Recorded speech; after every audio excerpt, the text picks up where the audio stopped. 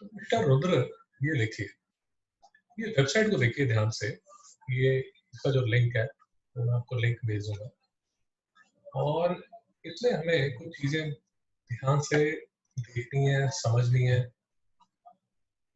और ये देखिए, क्योंकि अगर आप ये चीजें समझेंगे तो आपको चैप्टर और भी अच्छी तरह समझ आएगा। ये देखिए, ये मेरा C12 कार्बन जो है, C12 कार्बन जो है, इसको जो वेट दे दिया गया है, जो रिलेटिव एटॉमिक मास दे दिया गया है, वो कितना दे दिया गया है?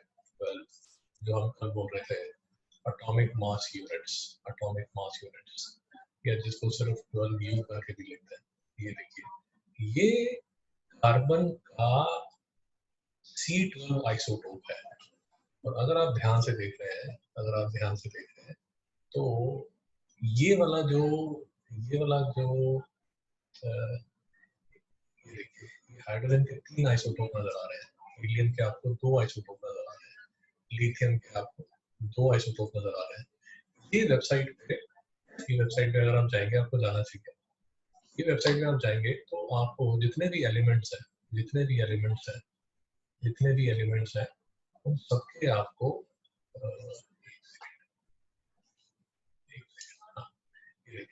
जैसे सल्फर है, सल्फर के कितने आइसोटोप्स होते हैं वो यहाँ पर लिखे हुए हैं। ये देखिए, ये सल्फर के आइसोटोप्स हैं। ये देखिए, ये क्लोरीन के 2 आइसोटोप्स हैं। और कल हम यही डिस्कशन कर रहे थे, सल्फर के ये जो आइसोटोप्स हैं, इसमें फर्क क्या होगा? सल्फर के ये जो आइसोटोप है, S32, S33, S34, S36, इन सब में फर्क क्या होगा? फर्क ये होगा दोस्त कि प्रोटॉन और इलेक्ट्रॉन तो 16-16 होगा। हाँ, प्रोटॉन और इलेक्ट्रॉन तो 16-16 होगा। फर्क आ जाएगा यहाँ न्यूट्रॉन पे। इसमें न्यूट्रॉन जो होंगे वो होंगे 16, इसमें प्रोटॉन इलेक्ट्रॉन 16 रहेगा, प्रोटॉन इलेक्ट्रॉन 16 रहेगा, 16 रहेगा। फर्क किसमें आ जाएगा? फर्क आ जाएगा इसके न्यूट्रॉन्स में। जैसे यहाँ पर 16 है, यहाँ पर 17 आ जाएगा, यहाँ पर 18 आ जाएगा, यहाँ पर 20 आ जाएगा। मिस्टर रुद्र, समझ आया? हाँ सर। ओके, फिर देखिए, ये आपका सिलिकॉन है, ये सिलिकॉन के 3 भाई है।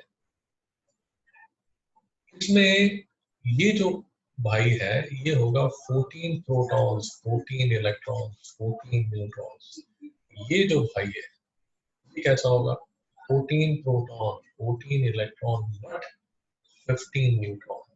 ये जो भाई है, इसमें क्या होगा? 14 प्रोटॉन, 14 इलेक्ट्रॉन, बट 16 न्यूट्रॉन। ये देखिए, ये प्रोटॉन है, ये इलेक्ट्रॉन है, ये न्यूट्रॉन है, ये प्रोटॉन है, ये इलेक्ट्रॉन है, ये न्यूट्रॉन है, ये प्रोटॉन है, ये इलेक्ट्रॉन है, ये न्यूट्रॉन है। बेटा रुद्र, समझ आ रहा? हाँ सर। Okay sir. अब देखिए, तो ये सारी जो लिस्ट है, इसमें आपको जितने भी एलिमेंट्स हैं, उन एलिमेंट्स के जो आइसोटोप्स हैं, वो आपको नजर आएंगे यहाँ पर। ये सारे कॉलम में आपको वो नजर आएंगे। जो एक इंटरेस्टिंग इंफॉर्मेशन जो आपको मिलेगी, वो मिलेगी ये आइसोटोपिक कंपोजिशन। ये वेबसाइट पे आप जाके क्लिक करेंगे तो आपको बताएगा कि अगर आप नेचर में देखने जाएं, कार्बन के एटम्स अगर आप देखने जाएं, तो C12 के जो एटम्स हैं वो आपको नेचर में मिलेंगे ऑलमोस्ट 98.9%। जो ये वाला आइसोटोप आपको मिलेगा, ये वाला जो C13 का जो आइसोटोप मिलेगा, ये मिलेगा अप्रोक्सीमेटली 0.01%। ये अप्रोक्सीमेट फिगर में लिख रहा हूँ, राउंड ऑफ करके। ये मैंने राउंड ऑफ करके 98.9 लिख दिया, 98.9 लिख दिया। ये मैंने राउंड ऑफ करके ये गड़बड़ किया मैंने, ये मैंने यहाँ गड़बड़ किया। ये जो मिलेगा ये आपको मिलेगा 1.07%। तो 99.97% जो आपको ये C12 और C13 मिलेगा, और बाकी का ये देखिए अप्रोक्सीमेटली 0.03% जो मिलेगा वो आपको मिलेगा C14। तो बेसिकली ये वाला जो कॉलम है, ये वाला जो कॉलम आप यहाँ पर जाके देखेंगे, ये आपको समझ आएगा कि percentage in nature percent amount available of an of isotope। Sir समझ आया? हाँ सर। ओके सर, अब देखिए ये हम किस लिए कर रहे हैं, ये हम इसलिए कर रहे हैं, दो चीजें समझने के लिए कर रहे हैं। एक चीज तो ये समझने की कोशिश कर रहे हैं, मैं इसको सारा इसको क्लियर कर देता हूँ। दो चीजें हम समझने के लिए कर रहे हैं। एक तो प्राइमरीली हम ये समझने की कोशिश कर रहे हैं कि पूरी लिस्ट में ये जो C12 है, ये जो C12 है, इसको मास किसका दे दिया गया है? इसको मास कितना दे दिया गया है? 12 एटॉमिक मास यूनिट। इसीलिए आप बोलते हो कि 1 atomic mass unit is 1/12 the mass of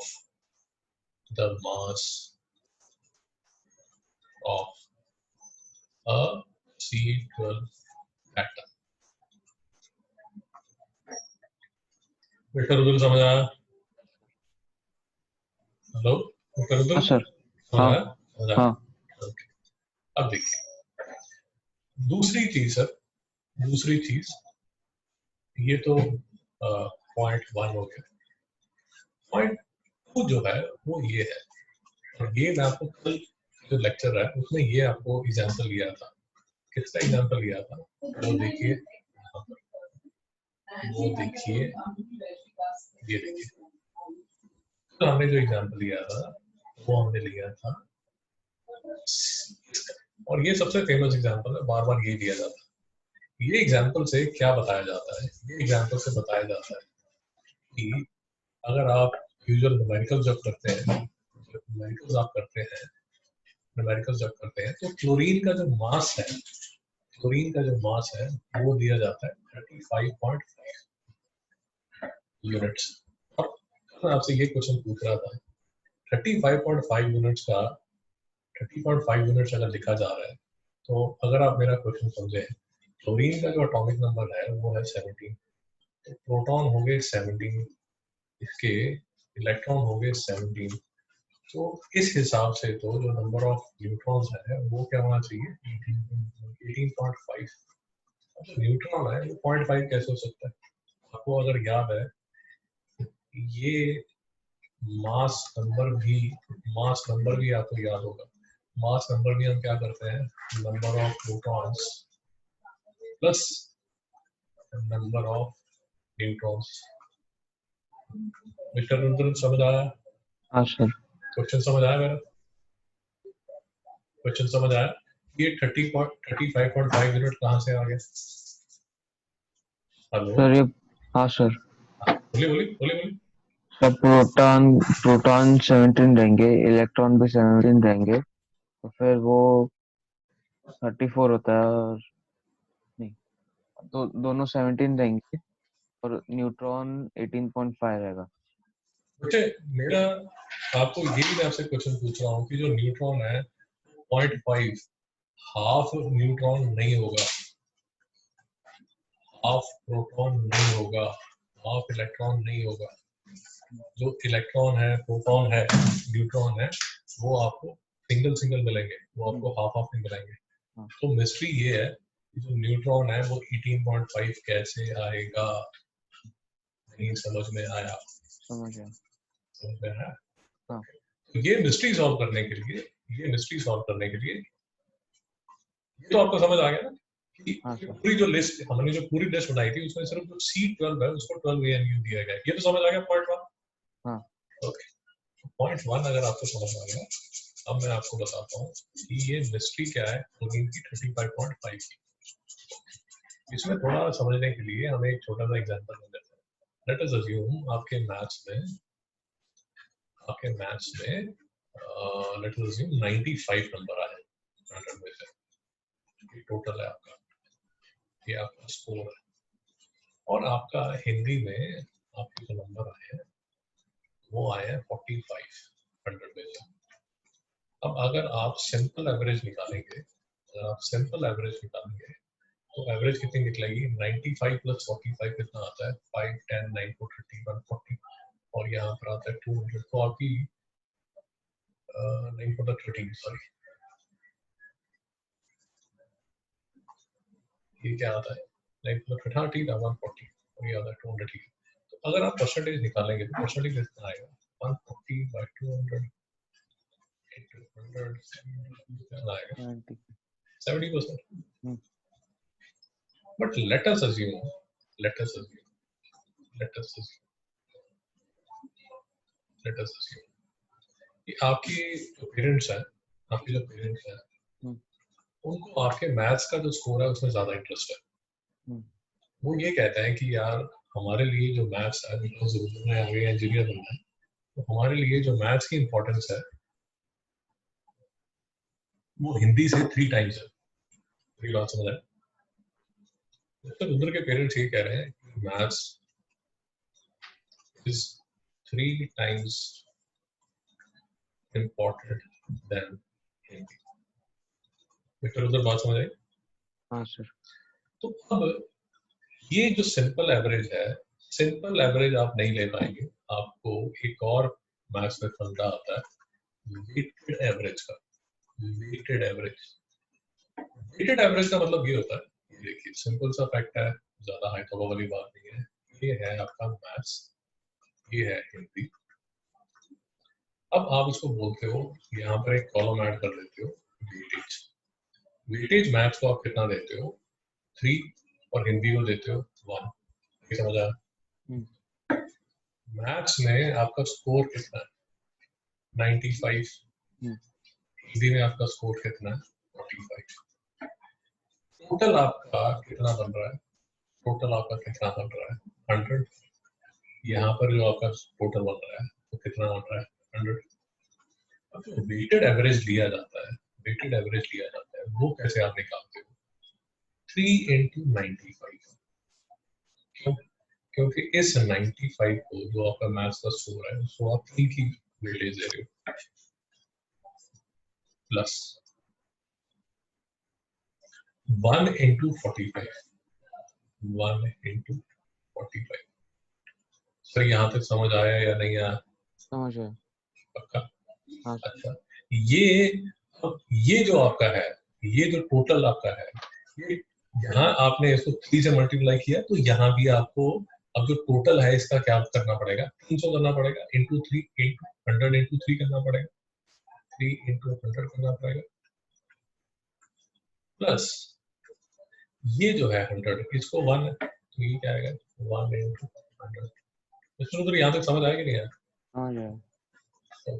अब 95 इंटू आप 3 करोगे तो आपका आंसर आएगा 5 से 15 9 3 27 285 प्लस 45 अपॉन 300 प्लस 100 400। और इसका आंसर क्या आएगा? 550 28 और 32 और 33 अपॉन 400 into 100। और इसको आप जब कैंसिल करोगे तो आपका जो स्कोर आएगा वो कितना आएगा? 4 8 the 32 हम्म, 4 2 हाँ, the 8 82.5%। हम्म, सर उधर नहीं समझ में आया? समझ गया। ये 70% में और ये 82.5% में क्या फर्क है? सर इसमें हमें वेटेज ये समझ में आता है, परसेंट कितना दिया है, और इसमें सिर्फ नॉर्मल ओवरऑल परसेंट समझ आता है। थोड़ा सा और बताइए, थोड़ा सा और बताइए।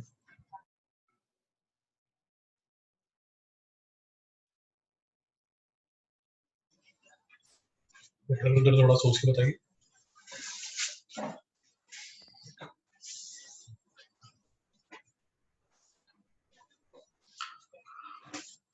आपको मेरा क्वेश्चन समझ आ गया? हाँ सर। 70%, आपने पहले 70% निकाला था, तो दूसरी बार जब आपने निकाला तो 82.5% आ गया। हाँ क्यों आ गया 82.5? सर, क्योंकि हमने वेटेज भी कैलकुलेट किया था, इसमें वेटेज कैलकुलेट नहीं किया था। आपने उसकी वेटेज, आपने ये देखा कि मेरा वो जो पर्टिकुलर मेरा जो पर्टिकुलर मेरा जो पर्टिकुलर सब्जेक्ट है जिसको मैं प्रेफर कर रहा हूँ, वो मैं उसको कितना ज्यादा प्रेफर कर रहा हूँ, नहीं हाँ समझ में आया? समझ आया। उस हिसाब से अगर आप एवरेज निकालते हैं, तो आपकी जो प्रेफरेंस है वो किसको मिल जाती है? मैथ्स को ज्यादा प्रेफरेंस मिल जाती है, और उस हाँ। हिसाब से आपकी जो परसेंटेज है वो क्या हो जाती है? ज्यादा हो जाती हम्म। है। यहाँ से समझ आ गया? हाँ अब देखिए, अब मैं आपको इसका फंडा समझाता हूँ। ये क्लोरीन 35-37 का फंडा थोड़ा सा आराम से समझते हैं। ये देखिए, नेचर में ये जो है, नेचर में C35 जो है, सॉरी, क्लोरीन 35 जो है वो मिलता है अप्रोक्सीमेटली 75 पॉइंट, ये चलिए ईज ऑफ ऑपरेशन के लिए मैं इसको मान लेता हूँ 75%। ये 75% है। जो आपका क्लोरीन 37 है, जो आपका क्लोरीन 37 है, वो मिलता है अप्रोक्सीमेटली 25%। ये दोस्त, आप इसको परसेंटेज भी मान सकते हो, इसको फ्रैक्शन भी मान सकते हो। अगर मैं इसको फ्रैक्शन मानता हूँ तो ये फ्रैक्शन बनती है 0.75, और ये फ्रैक्शन मानता हूँ तो ये बनती है 0.25, और अगर मैं इसको परसेंटेज मानता हूँ तो ये बनती है 75%, और ये बनती है 25%। समझ आ रहा है नहीं आप? हेलो? हाँ सर, समझ आया। ओके। तो अब मैं क्लोरीन 35 को, ये जो 75% है, ये क्या है? Natural occurrence. ये क्या है? Natural occurrence. नेचुरल अकरेंस मतलब कि in nature all over earth, अगर ये अर्थ है, आप अगर ढूंढने जाते हैं तो क्लोरीन आपको 75% बनती है, और जो क्लोरीन 37 है वो आपको कितनी होती है? 25%। तो उधर यहाँ तक समझ आ? हेलो? हेलो? हाँ सर। ओके, तो अगर यहाँ तक समझ आ गया, अब देखिए, मैं इसकी, ये आपका न्यूमेरिकल आता है एग्जाम में आईजीसीएसई में, हाँ तो ये ध्यान से समझ लीजिए, ये न्यूमेरिकल आता है आईजीसीएसई में, इसलिए इसको टाइम लगा रहे हैं, इसलिए मैं आपको समझा रहा हूँ। अब अगर मैंने इसका मैंने अगर वेटेड एवरेज निकालना, वेटेड एवरेज, हम्म, अब दोस्त मैं क्या करता हूँ, इसकी वेटेड एवरेज निकालने के लिए मैं ये जो फ्रैक्शन है 0.75 इसको मल्टीप्लाई करता हूँ इससे। ये देखिए, ये जो इसका मास है, ये क्लोरीन 35 का, ये देखिए 35 प्लस ये जो 37 है, ये जो 37 मास वाला है, तो 37 मास वाला है, ये है 0.25%। ये कितना बनता है? 0.25 इंटू 37 होल अपॉन क्या बनता है? होल अपॉन क्या बनता है? होल अपॉन 100, होल अपॉन 100 होगा या होल अपॉन 1 होगा? होल अपॉन 1 होगा, होल अपॉन 1 होगा। 1 किस लिए होगा ये भी देख लीजिए, 1 किस लिए होगा ये भी देख लीजिए, क्योंकि अगर ऐसे मान लीजिए कि अगर आपने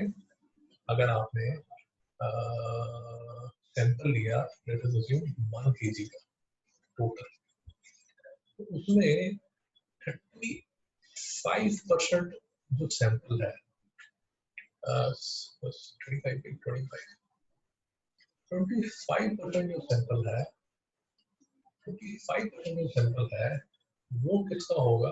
C37 का। और 75% जो सैंपल है वो किसका होगा? C35 का। इसका मतलब समझ आ रहा है नहीं आ रहा? समझ गया।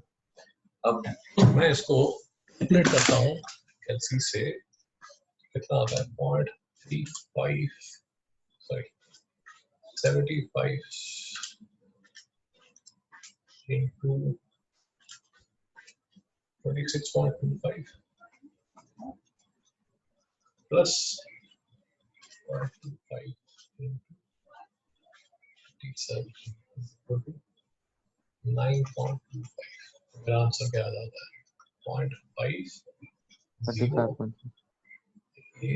10 ये आ जाता है 36.5। इसका मतलब नहीं समझ आया। 0.75 into 35 तो 35.5 हाँ मैं बताता हूँ, 2 मिनट बताता हूँ। 0.25 into 37 9.25 50 ये 5 आएगा। तो समझ आया नहीं आया? समझ गया। इसे समझिए सर, मेरी जो क्लोरीन है, जो क्लोरीन 35 है, जो क्लोरीन 37 है, नेचर में सर जो क्लोरीन 35 है वो ज्यादा पाई जाती है, वो मोर है।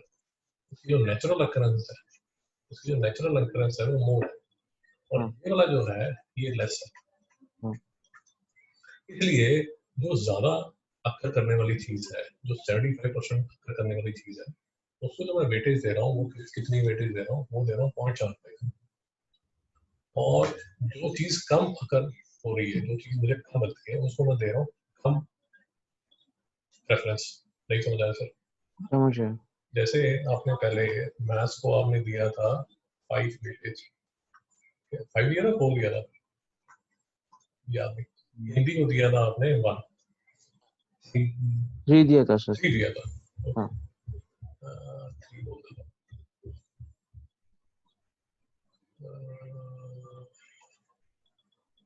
3 बोल देता हूँ। अब करने को आप उसको अगर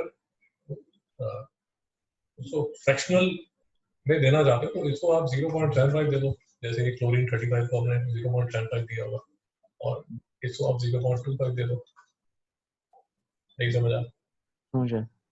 तो बेसिक मैथमेटिक्स यूज करके और जो नया कंसेप्ट आपने यूज किया है वो यूज किया है वेटेड एवरेज का। आज से पहले आपने वेटेड एवरेज का यूज नहीं किया।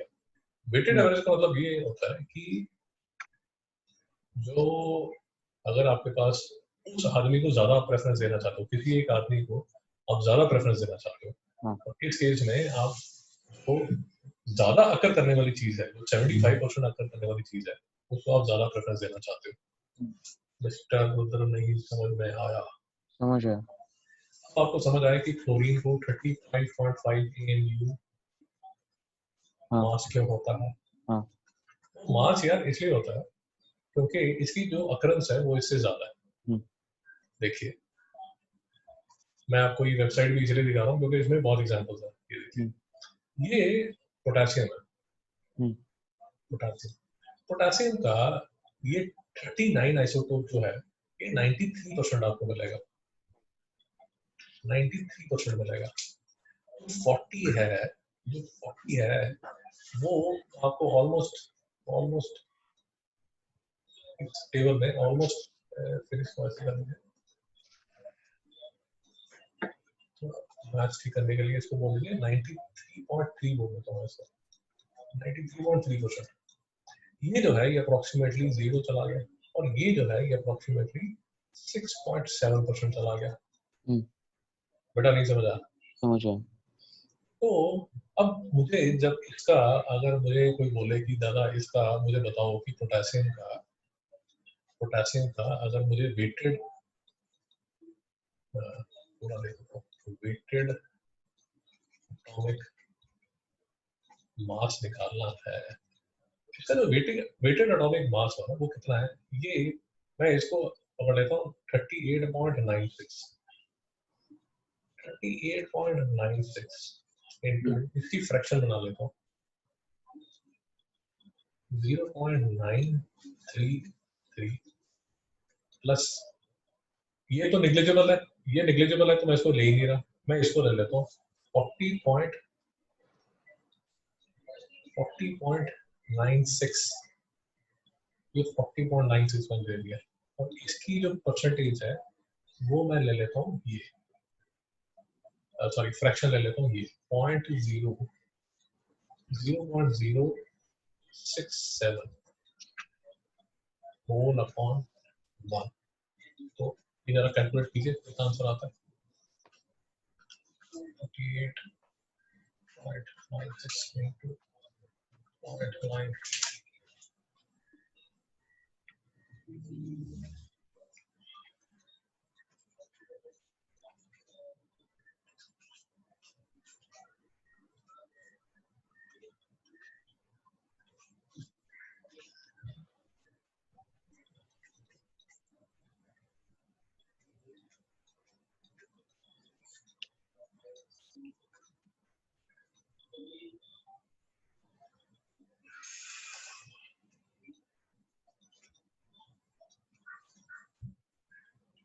चलो उधर समझ आया। हाँ सर। ये अब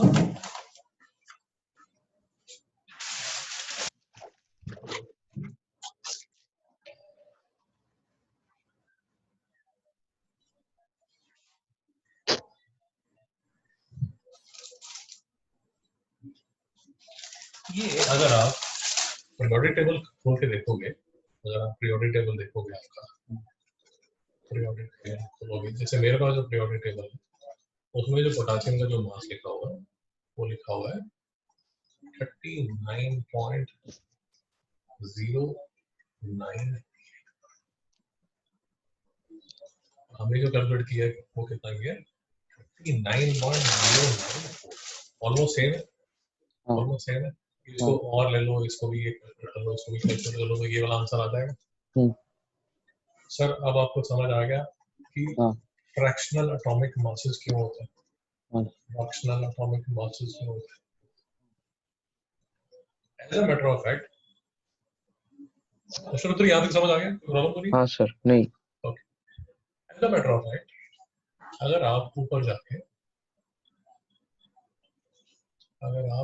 जाके ये देखिए, ये कार्बन को भी देखोगे, फिर से आप कार्बन को देखोगे तो कार्बन का सिर्फ जो C12 है उसको 12 दिया गया। ये देखिए, ये इसका जो भाई C13 है वो भी 13 पॉइंट समथिंग है और जो इसका C14 है वो 14 पॉइंट समथिंग है। तो बेसिकली कार्बन का अगर आप वेटेड एवरेज निकालोगे तो वो ग्रेटर देन 12 होगा। मिस्टर उधर नहीं समझ में आया? हाँ सर।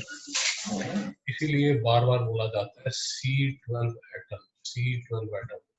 सिर्फ जो कार्बन का ये वाला भाई है, ये इसका स्पेशल भाई है, इसको बोला गया है कि ये सर 12 एटॉमिक मास यूनिट है।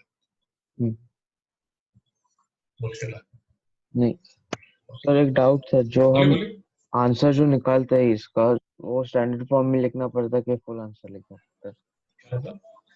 सर्क्योमेट्री में जो भी आंसर निकालते हो स्टैंडर्ड फॉर्म में लिखना पड़ता है कि फुल, मतलब जो आंसर लिखना? मुझे अभी भी समझ नहीं आया। न्यूमेरिकल में जो फाइनल आंसर आएगा, कोई भी आंसर ये टॉपिक में, कोई या तो एग्जांपल लेके बताओ कि आपका आंसर क्या है। तो मतलब अभी यही किया, जो एवरेज निकालते हैं हम लोग, तो यूजुअली यार जैसे 43.97 इज ओके। 43.97 अगर 971 है या 2 है या 3 है या 4 है, वो तो राउंडिंग ऑफ के बेसिक फंड है। अगर यहाँ तक है तो 43.97 चल रहा था। अगर 43.975 या 976 है या 7 है या 8 है 9 है, उसमें आपको फिर 43.9 इसका एक राउंडिंग ऑफ और करके 43.98 करके करना पड़ेगा। तो बेसिकली आपके क्वेश्चन का आंसर ये है, आपका जो आंसर है वो आप ऐसे लिख सकते हैं, ये 2 डेसिमल प्लेसेस है। या जो हमारा, या जो साइंस में जो स्टैंडर्ड फॉर्म है, जो हमने मैथ से भी की हुई है, जो स्टैंडर्ड फॉर्म है, स्टैंडर्ड फॉर्म अगर आपको याद है 1.637 into 10 raised to power something, नहीं समझ आ रहा है? ऐसे ही लिखना है ना? हाँ, ये जो स्टैंडर्ड फॉर्म जो हमने मैथ्स में की थी, अभी ये जो स्टोइकोमेट्री में जो यूजुअली आपको जो आंसर्स आएंगे वो आएंगे आपको ऐसे, पर साइंस में जो भी आपका जो अगर कोई बड़ा नंबर है या बहुत ही छोटा नंबर है तो वो स्टैंडर्ड फॉर्म में लिखा जाता है। हाँ। देख सकते समझ गया। वो आप इसमें 11th-12th में जाएंगे तो वो आपका जो फर्स्ट चैप्टर है उसी में आपको फर्स्ट चैप्टर में यही सब सिखाते हैं, स्टैंडर्ड फॉर्म में कैसे लिखना हो, कहाँ तक आंसर लिखना, आपको इतना ज्यादा डिटेल में जाने की जरूरत नहीं है। आपका जो डेसिमल है, डेसिमल के 2 नंबर लिखेंगे चलेगा, उसके सिवा अगर कोई बहुत ही बड़ा नंबर आता है या बहुत ही छोटा नंबर आता है तो मैथ्स में जो हमने स्टैंडर्ड फॉर्म सीखी है, मैथ्स में हमने जो स्टैंडर्ड फॉर्म सीखी है जो आप लिखते हो जैसे 1.632 ये जो फॉर्म है चलिए मिस्टर उधर समझ आ गया। हाँ। ओके, तो आपका सर आपका जो लेक्चर है वो थोड़ा सा क्रिटिकल है क्योंकि इसी को लेके फिर मैं आगे न्यूमेरिकल्स करने वाला हूँ। फिर से देख लीजिए, बार बार बोल रहा हूँ, फिर से देख लीजिए। C12 का एटम, C12 का एटम, उसको मास कितना दिया गया है?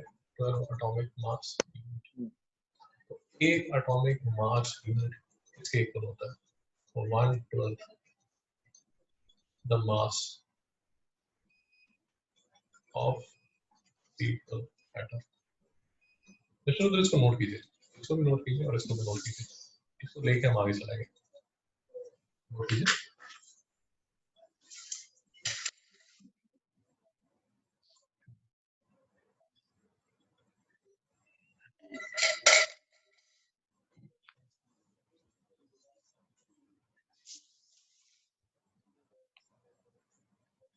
हो गया।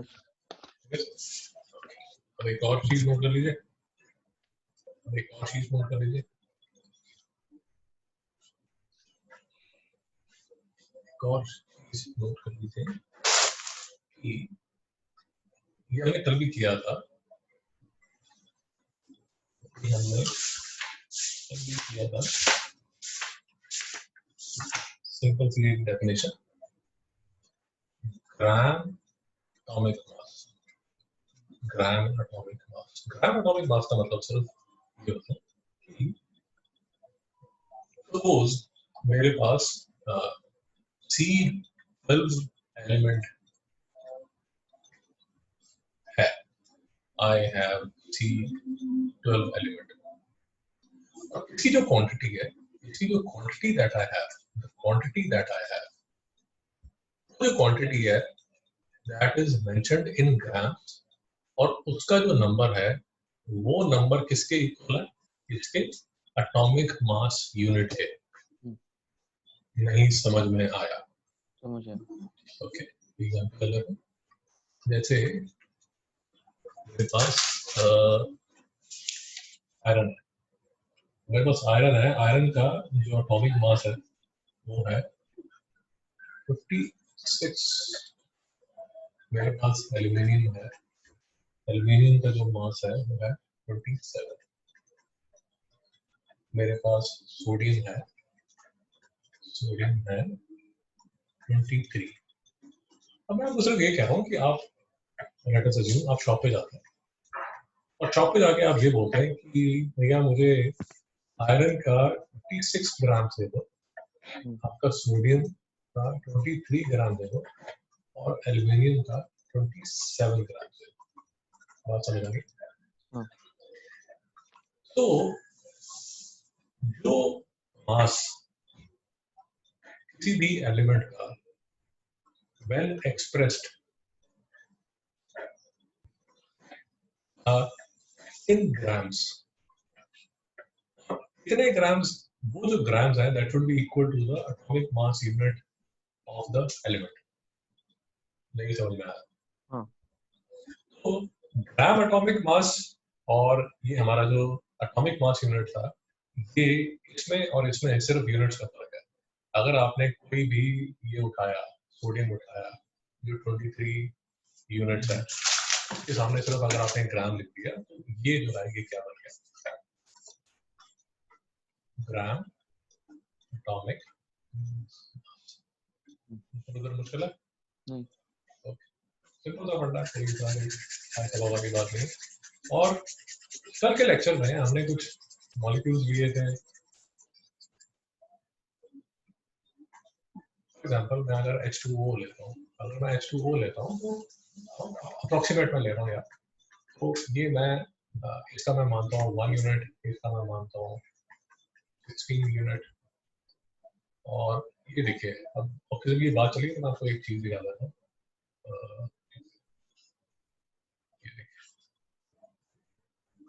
ऑक्सीजन जो है, ये देखिए ऑक्सीजन, इसकी 3 बहनें चलती हैं,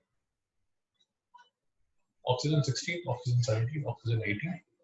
99.75% 99.75% जो आपको मिलेगा वो मिलेगा 16।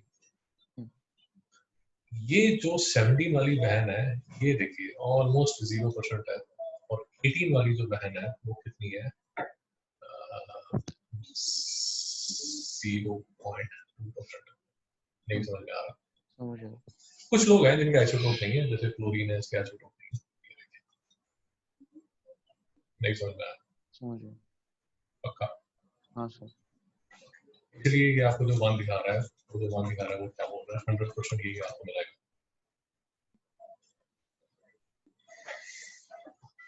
तो डाउट है?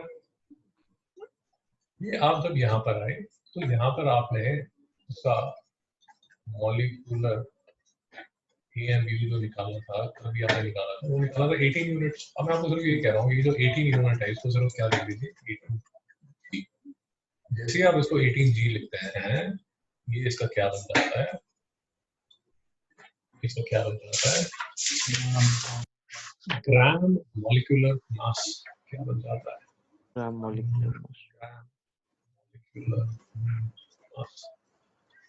वो कर लीजिए सर, वर्ड्स और लिख लिया, ये तो कर भी गया था, ग्राम एटॉमिक मास और ग्राम मॉलिक्यूलर मास।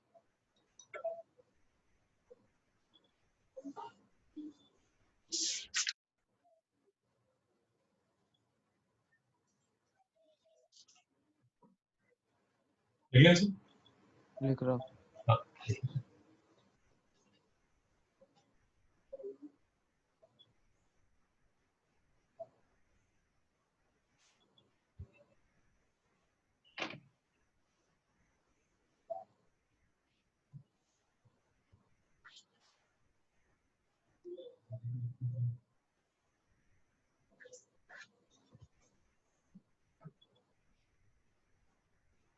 हो गया सर।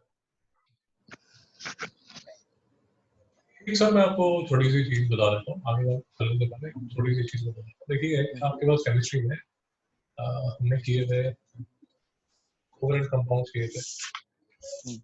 कोवेलेंट कंपाउंड का सबसे सिंपल एग्जांपल है H2O, और आयनिक कंपाउंड का सबसे सिंपल एग्जांपल कौन है, बोलिए? NaCl। मिस्टर रुद्र, हाँ या आप? हेलो। हाँ सर। अब दोस्त ऐसा है कि ये जो H2O है, इसका तो होता है मॉलिक्यूल। मॉलिक्यूल जैसे हमने मॉर्निंग में किया था, ये ऑक्सीजन है, ये H है, यहाँ पर H है, ये इसके वो, इसको क्या बोलते हैं,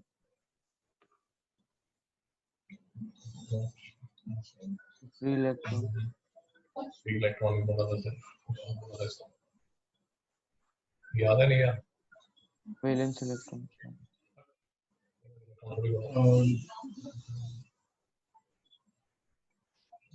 लोन पेयर, नहीं याद आया बेटा, इसको क्या बोलते हैं, लोन पेयर। ये तो है दोस्त, लिखो लिखो, तभी बोलता हूँ कि लेक्चर में लिखा करो, याद रहता है, नहीं तो याद नहीं रहता। ये लोन पेयर है, ये बॉन्डिंग में पार्टिसिपेट नहीं कर रहे। लोन पेयर क्या होता है, डू नॉट पार्टिसिपेट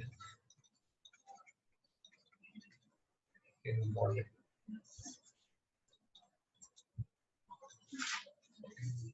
तो सर ये तो क्या है, अगर आप इसको H2 को देखोगे तो ऐसा एक मॉलिक्यूल होगा, उसके बाजू में एक और मॉलिक्यूल होगा, उसके बाजू में एक और मॉलिक्यूल होगा। तो इसमें आपको अगर याद है तो हमने हाइड्रोजन बॉन्डिंग करके की थी, हाइड्रोजन बॉन्डिंग।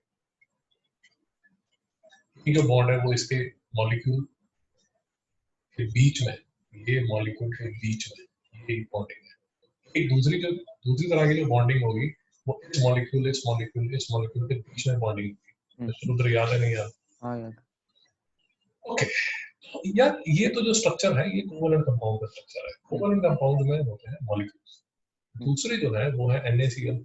अब अगर आपको याद है NaCl में जो बॉन्ड होता है वो बॉन्ड होता है ऐसा, क्या होता है? Ionic bond. Ionic bond. अब इसमें भी अगर आपको याद है इसके तो क्या होता है, क्रिस्टल लैटिस होता है। आपकी किताब में ऐसे बनाया हुआ फ्रेमवर्क बनाया हुआ ऐसे ऐसे करके फ्रेमवर्क बनाया है।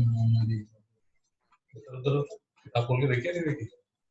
ऐसा एक नेटवर्क स्ट्रक्चर बनाया हुआ उन्होंने जिसमें आपको Na नजर आएगा, फिर बाजू में क्लोरीन नजर आएगा, क्लोरीन नजर आएगा।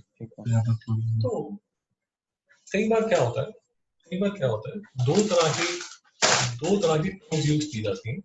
लिख लीजिए। एक तो बोला जाता है मॉलिक्यूलर मास, और दूसरा जो वो बोला जाता है वो बोला जाता है फॉर्मूला मास। इसमें कोई ज्यादा फर्क नहीं है, ज्यादा कोई मुश्किल कॉन्सेप्ट नहीं है। जो मॉलिक्यूल्स होते हैं जैसे H2O है, ये आपका हमने किया था ना, ऑर्गेनिक किया था, CH4 है, CH3 CH2OH, ये सबके मॉलिक्यूल्स होते हैं। याद है कोवलेंट बॉन्डिंग की थी 6 बना के लिखा। फॉर्मूला मास किसके लिए यूज होता है? फॉर्मूला मास यूज होता है आयनिक कंपाउंड्स के लिए। आयनिक कंपाउंड्स के लिए जैसे NaCl आ गया, बेसिकली जिसमें आपको कैटायंस और अनायंस नजर आएंगे। कैटायंस और अनायंस नजर आएंगे। NaCl हो गया, कॉपर सल्फेट हो गया, कोई ले लीजिए, जैसे कलर में किया था एल्यूमिनियम हाइड्रोक्साइड ले लीजिए। ये जो है इसमें आपको कैटायंस आपको देख के समझ आ जाएगा कि इसमें कैटायंस और अनायंस है। इसके लिए क्या यूज कर लेते हैं? Formula mass. और उसके लिए क्या यूज कर लेते हैं? Molecular mass. Concept sir same ही है, कंसेप्ट सेम ही है। इसका भी जब आपने निकालना है तो आपको AlOH3, जैसे AlOH3 है, इसका भी जब आपको मास निकालने का मेथड वही है, वो 1 into aluminium plus 3 into oxygen plus 3 into hydrogen. मेरी बात समझ आ रही है नहीं आ रही? हाँ सर। बट इसमें और इसमें सिर्फ फर्क ये है कि इनके क्या होते हैं मॉलिक्यूल्स, और इनके आपको पता है ये पॉजिटिव है, ये नेगेटिव है, ये पॉजिटिव है, ये नेगेटिव है, ये पॉजिटिव है, ये नेगेटिव है। इसमें तो समझ आया नहीं है? हाँ समझ गया। ये कई बार आपको ICSE में एग्जाम में पूछ लेंगे। नोट कर लेंगे। हो गया सर।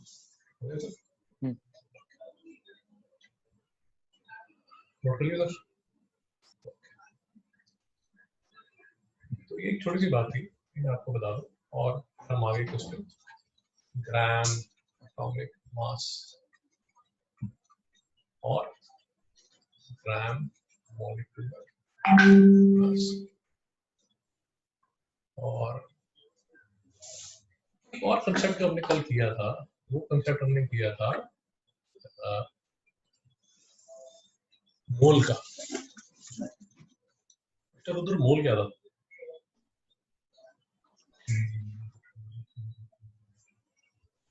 तो हाँ बोलिए मोल क्या था?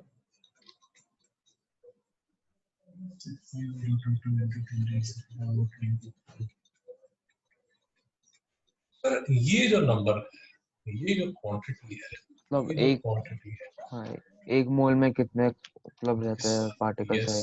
यस ये कुछ भी हो सकता है। अभी हमने किया था, ये मॉन्कीज हो सकता है, ये डॉग्स हो सकता है, ये कैट्स हो सकता है, ये बनानास हो सकता है, कि आप चिंता मत कीजिए, टोमेटोज हो सकता है, एप्पल्स हो सकता है। बट इशू सिर्फ यही है कि इतने ज्यादा tomatoes, apples, monkeys, dogs, cats, bananas आपको दिखेंगे। अभी देखे इतने सारे मंकीज बैठकर उधर। तो ये जो नंबर है ये बहुत बड़ा नंबर है, और यूजुअली ये जो नंबर यूज होता है ये किसमें यूज होता है? एटम्स में। एटॉमिक लेवल पे ये नंबर यूज होता है। इसकी एक डेफिनेशन लिख लीजिए, इसकी एक डेफिनेशन लिख लीजिए। number of atoms in 12 gram of C12 is called 1 mole. Mister Rudra नहीं समझ में आया। हाँ। स्पेसिफिकली कार्बन को C12 जो है उसको स्टैंडर्ड माना गया। C12 से पहले हाइड्रोजन स्टैंडर्ड माना गया था, ऑक्सीजन भी माना गया था। ये ज्यादा चला नहीं, जो चलता है वो चल रहा C12। और मेरे से पर्सनली पूछे तो it makes more sense to have a जिसको स्टैंडर्ड कार्बन को माना जाए, फॉर अ सिंपल रीजन। आपको याद है हमने ऑर्गेनिक केमिस्ट्री में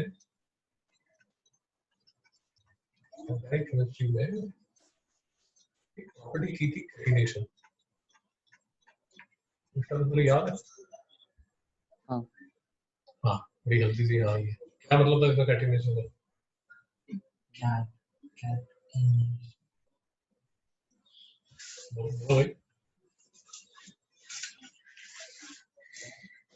कैटिनेशन का मतलब हमने ये किया था कि कार्बन का एक यूनिक प्रॉपर्टी है to bond with itself. Carbon अपने आप के साथ बॉन्ड बनाती है। याद आया नहीं याद आया? मिस्टर रुद्र, हाँ सर, याद आया नहीं याद आया? याद है। कैटिनेशन आपकी इंपॉर्टेंट टॉपिक है और इससे क्वेश्चन आते हैं। So, catenation, देख लीजिए, बच्चे देख लीजिए। Catenation is a unique property of carbon. Catenation is a unique property of carbon by which it forms long chains of molecules with itself. Mister उधर नहीं याद आया? याद है। और याद नहीं वो हमने किया था पेट्रोलियम हाँ। रिफाइनरी, पेट्रोलियम डिस्टिलेशन कॉलम किया था। पेट्रोलियम डिस्टिलेशन कॉलम किया था। वो पॉलीमर्स का चैप्टर नहीं किया था, बट याद है ऐसे हमने ये किया था। जैसे क्रूड ऑयल आता है और यहाँ पर इसकी डिफरेंट ऑयल की सेगमेंट होती है। यहाँ पर ये जो नीचे नजर आ रहे थे वो C100 तक नजर आ रहे थे। 100 एटम्स ऑफ कार्बन एक मॉलिक्यूल में लगे हुए थे। याद आया नहीं याद आया? याद है। और उस टाइम हमने, अगर आपने टेक्स्ट बुक ध्यान से पढ़ी है तो ये भी आपने पढ़ा होगा कि ऑर्गेनिक केमिस्ट्री अलग केमिस्ट्री इसलिए मानी जाती है क्योंकि ये जो कार्बन है ये अपने साथ बहुत बहुत बहुत ज्यादा कंपाउंड बना लेता है। तो केमिस्ट्री में जो ऑर्गेनिक केमिस्ट्री है, जो कार्बन कंपाउंड्स है, they are a substantial part. Substantial part जो केमिस्ट्री का है वो किसका है? कार्बन कंपाउंड का।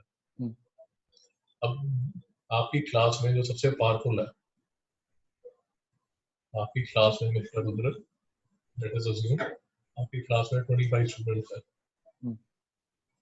तो सबसे जो पावरफुल है वो मिस्टर रुद्र है। मिस्टर रुद्र को देख के सबके हाथ पैर कांपने शुरू हो जाते हैं। अभी आपकी क्लास में ये आए चॉकलेट्स आई 50 चॉकलेट्स आई,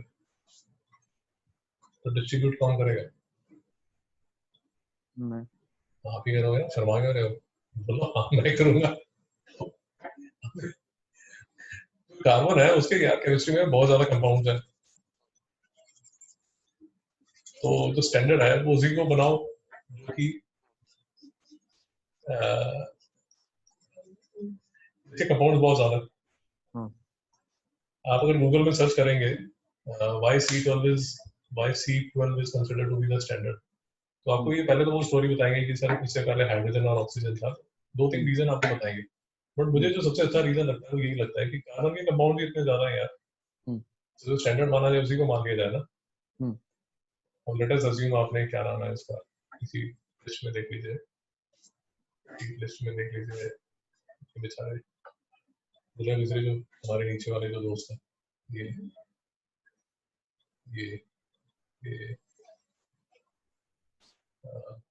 क्या आप देख रहे हो सबके आइसोटोप्स उसमें दिए हैं। ये लिंक बहुत अच्छा है।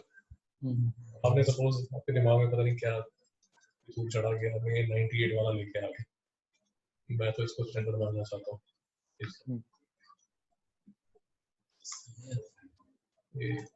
मैं इसको स्टैंडर्ड मानूंगा, उसे कंपाउंड ही नहीं मिलेंगे आपको। क्या तो कभी इट इज लाइक आपकी क्लास में कोई ऐसा लड़का है जो क्लास में कभी आता ही नहीं, उसको थोड़ी चॉकलेट दे दोगे। उसको तो नहीं समझ आ रहा, मिलते ही नहीं है, बट थ्योरेटिकली है। मिस्टर रुद्र समझ आ रहा नहीं यार? समझ आया। तो बच्चे जिसके सबसे ज्यादा कंपाउंड है उसी को बोलोगे हाँ भैया ठीक है तुम्हारी बात मान लेते हैं, तुम्हें स्टैंडर्ड मान लेते हैं।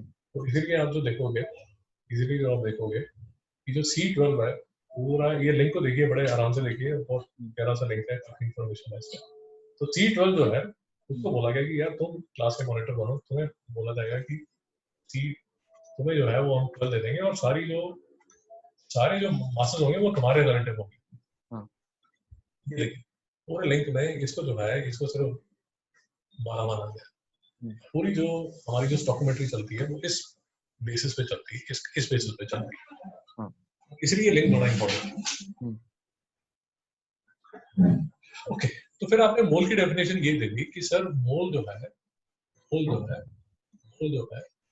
वो अगर आप 12 ग्राम ऑफ C12 ले लो, कार्बन 12 का आइसोटोप लो, कार्बन 12 का कितना आइसोटोप लो, दुकान से 12 ग्राम लेके, वो 12 ग्राम में 6.022 into 10⁻23 एटम्स मिलेंगे आपको।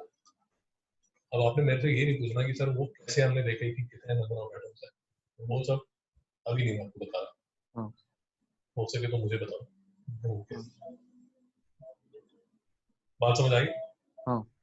अच्छा, तो और अगर आप करना चाहते हैं तो और भी कर सकते हैं कि ये जो 6.022 into 10⁻23 है ये भी राउंड ऑफ फिगर है, ये भी राउंड ऑफ फिगर है। एग्जैक्ट फिगर है वो अगर आप ज्यादा इंटरेस्टेड हो तो गूगल करोगे तो आपको एग्जैक्ट फिगर मिल जाएगी। मैं उस ग्रुप में जा फिर नहीं समझा रहा।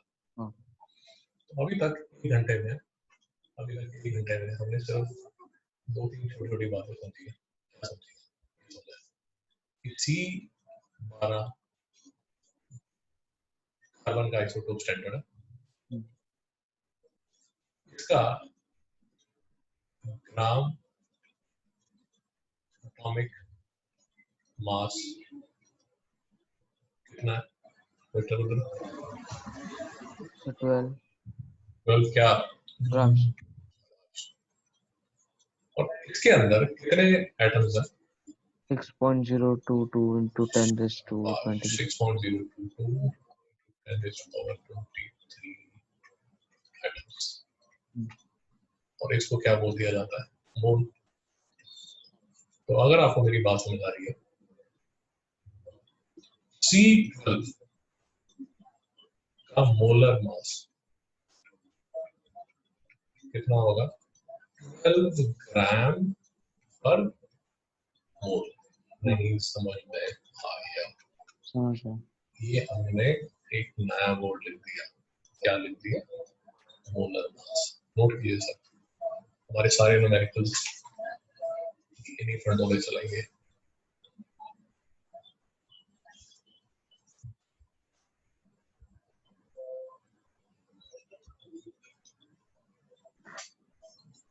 सारे न्यूमेरिकल चलेंगे।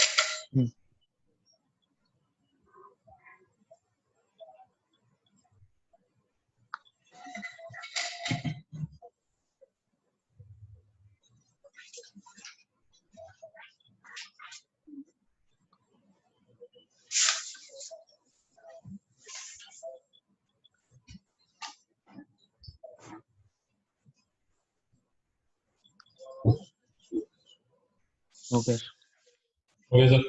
हाँ। यहाँ समझ आ गया? हाँ। पक्का? हाँ सर। तो लिखिए अगर मेरे पास थोड़े से बेसिक से न्यूमेरिकल करा दूं, जैसे आपके पास 40 ग्राम C12 है,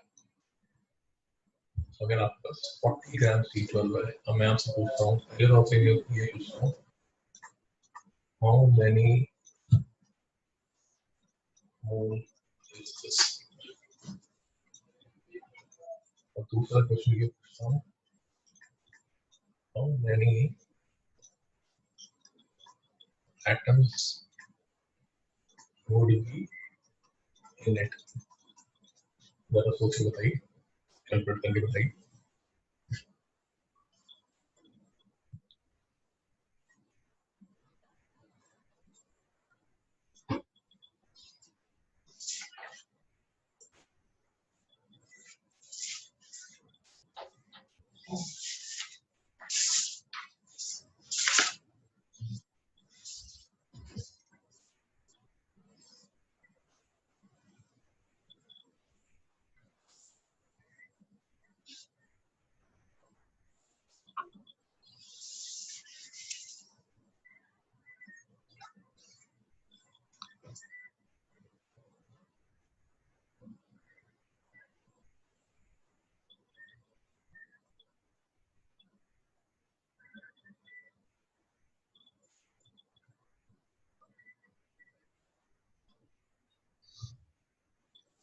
तो 3.5 मोल्स होंगे।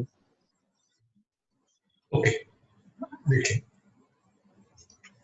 12 ग्राम में 12 ग्राम is one equal to 1 mole C12.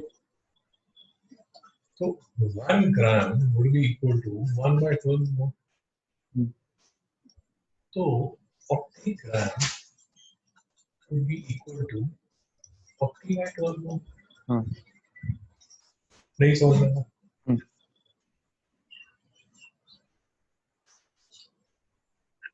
ये कितना आ गया? 10 by 3 mole. इधर उधर नहीं समझ आया? इधर उधर नहीं समझ आया? समझ आया। नोट कीजिए, आपने ऐसे किया? नहीं सर, मैंने पहले तो मतलब 1 मोल में 12 ग्राम आता है ना, तो फिर काउंट किए 40 के आसपास कितने ग्राम्स तक रहेंगे मोल, और फिर वैसे किया। आपको ये समझ आ गया? हाँ पक्का? हाँ ओके, तो ये सेकंड कैसे किया आपने? सेकंड नहीं किया। सेकंड ही किया, करो जरा। हाँ सर, 3.5 को इससे मल्टीप्लाई करेंगे 6.022 इंटू 10⁻23। और देखिए कैसे करें? हमको फर्स्ट में अगर आपको 10/3 मोल्स मिल गया तो अप्रोक्सीमेटली 3.3 मोल्स है। सो therefore atoms होगा 3.3 into 6.022 into 10⁻23। Okay, 1 mole में 6.022 into 10⁻23 एटम्स होंगे। तो 10 by 3 मोल में कितने होंगे? 6.022 into 10⁻23 into 10 by 3। तो नहीं समझा? समझ आया। अगर मैं इसको, ये देखिए मैं थोड़ा सा थोड़ी सी गलती करता हूँ। अगर मैं इसको 21 कर देता हूँ तो मैं इसको कैंसिल कर लेता हूँ। 3 to the 0 0 approximately 2 into 10 raised to power 23 atoms होंगे। आप देख रहे हैं 10 to 10 raised to 23 कितना होता है? ये 3 है, ये 6 है, ये 9 है, इसके नीचे ये 18 है, और इसके नीचे ये 23 है। इतने इतने इंटू 2 इतने एटम्स होंगे कितने ग्राम C12 में? 40 ग्राम C12 में। तो नहीं समझा? हेलो, हाँ सर समझ आया। पक्का? हाँ एक और कर लें? हम्म एक और कर लें।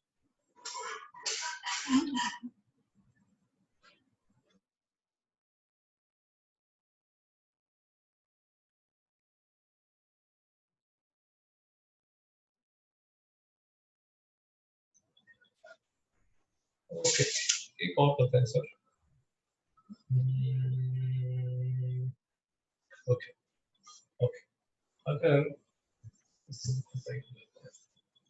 ओके कैसे करते हैं, मैं ऐसे बोलता हूँ 0.5 मोल। मैं आपको बेसिक प्रैक्टिस करा रहा हूँ आज के लेक्चर में। 0.5 C12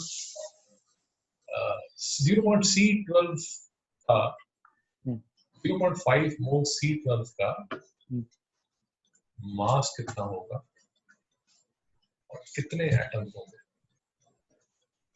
कैलकुलेट करिए।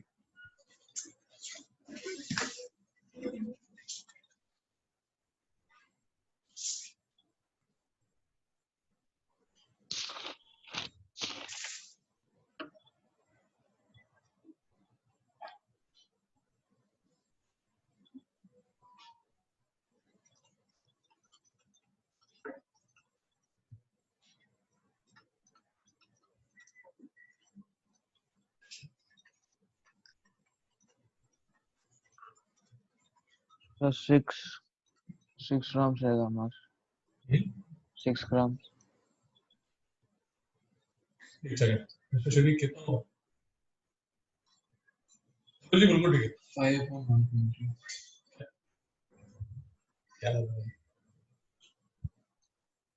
रुद्र, एटम्स निकालिए। हाँ सर, 3.011 into 10⁻23। शाबाश, very nice। शरीफ साहब आराम से कीजिए। कैसे किया आपने? 1 मोल में 12 ग्राम होंगे, 0.5 मोल में 3 grams. 6 ग्राम होंगे। मिस्टर रुद्र ठीक है? सही। उसी तरह 1 मोल में मैं पुरानी लिख रहा, शॉर्टकट मारा हूँ, 6 into 10⁻22 23 एटम्स होंगे, और हाफ अ मोल में 3 into 3 10⁻23। into 23 एटम्स होंगे। हम्म। और फिर हम्म। इसमें दिमाग लगाइए जरा, what is the mass in gram of 1 atom of helium? थोड़ा सा दिमाग लगाइए, सोचिए जरा कि अगर आपको पूछा जाए कि सर बताइए C12 के एटम का मास कितना होगा इन ग्राम्स, और आपको आज का लेक्चर समझ आया तो ये समझ आ जाएगा।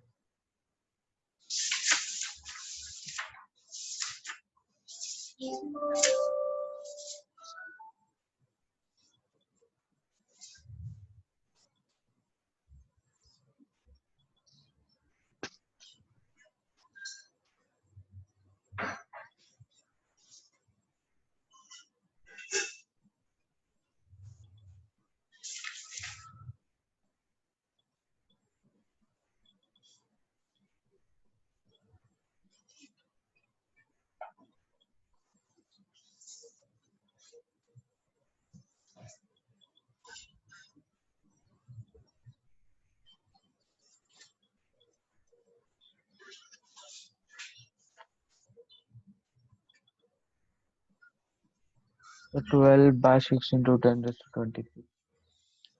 कैसे किया आपने? सर बोलिए। एक मोल में 12 ग्राम्स है, और 1 मोल में 6 into 10⁻23 एटम्स है, तो फिर 6 into 23 एटम्स का मास 12 ग्राम्स रहेगा। कैसे किया आपने?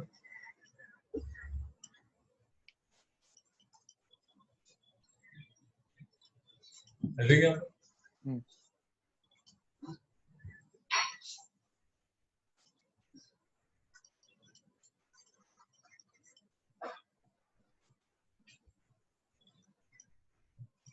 6.022 into 10⁻23 एटम्स, ये तो 1 मोल है ना।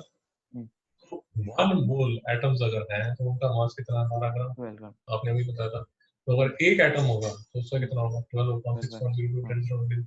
और इसको मैं राउंड ऑफ कर लेता हूँ। राउंड ऑफ मतलब मैं इसको सिर्फ 6 लिख देता हूँ, तो ये कितना आ जाएगा? 2 into 10⁻23 ग्राम। इसका C12 के 1 ग्राम। सिंगल एटम का मास है वो कितना हो जाएगा? 2 into 10⁻23 ग्राम। नहीं समझ में आया? समझ आया। पक्का? हाँ। थोड़ा और तंग करने के लिए मैं आपको ये पूछता हूँ कि what is the mass of 1 proton? कैसे निकालेंगे इस इंफॉर्मेशन से?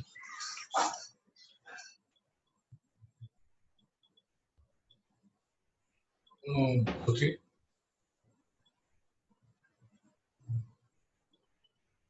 रुद्र, हाँ सर हाफ होगा तो 1 into 10 raised to the power -23।